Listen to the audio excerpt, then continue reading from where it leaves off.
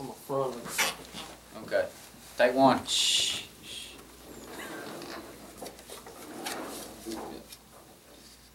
My sweet wife does some really good editing, if you've noticed.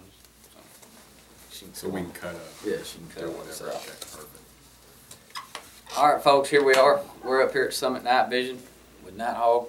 We've got Scott with Nitehog again.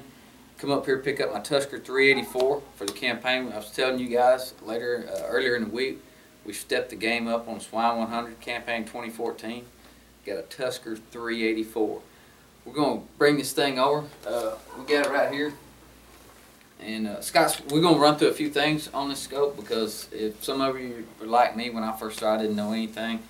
And a few questions. This is a thermal weapon sight. It works off body heat. So if something's got a heartbeat, they can pick it up. First, we're going to talk about the resolution. Scott's going to tell you a little bit about the resolution. We'll kind of move through this thing pretty quick. Scott, go ahead. It's a thermal weapon device, or you can use it as a handheld. The resolution is 384 by 288.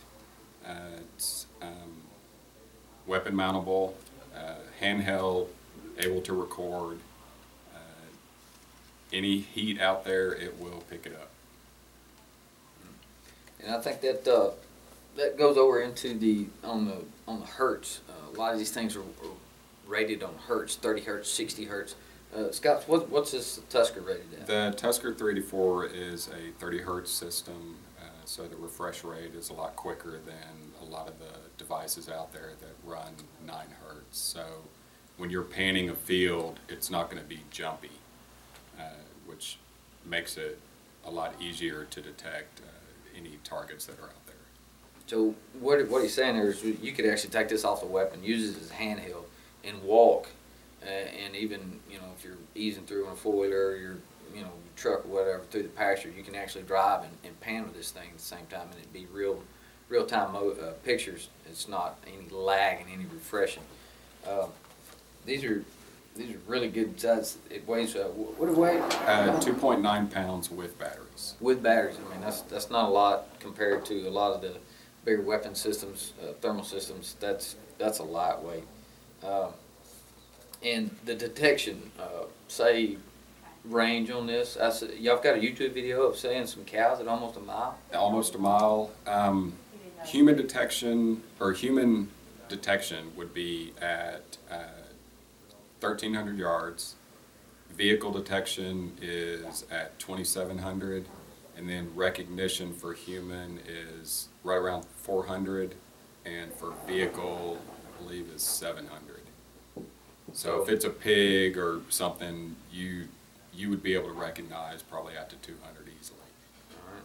And we've got zoom on this thing, right? What power zooms we got? It's 3x optical and then 6x and 12x digital zoom.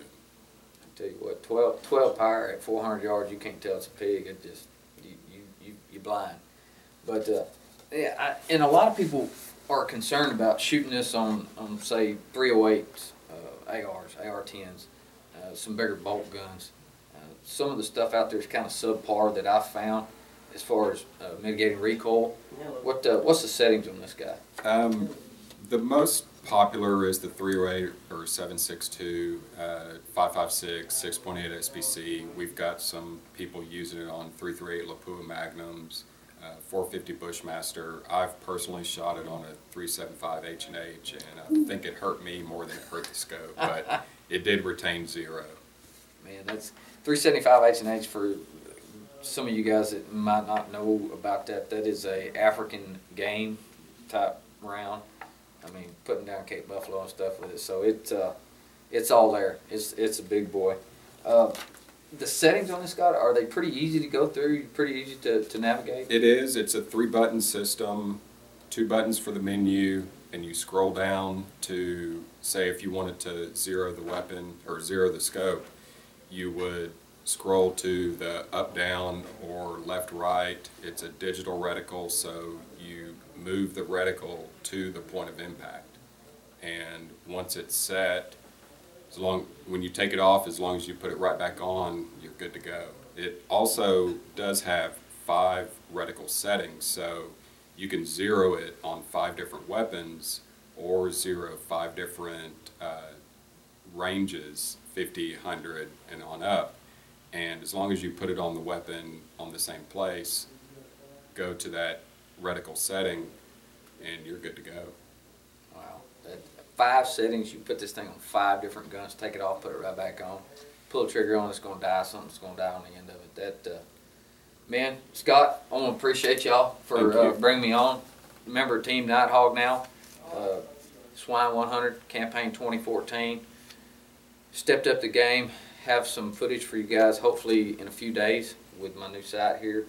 And like I said, all my sponsors, make sure go by and check them out. Facebook, Nitehog has a Facebook, they've got a website. Go by, check them out, tell them I sent you. And it's going to be good watching, y'all. Stay tuned.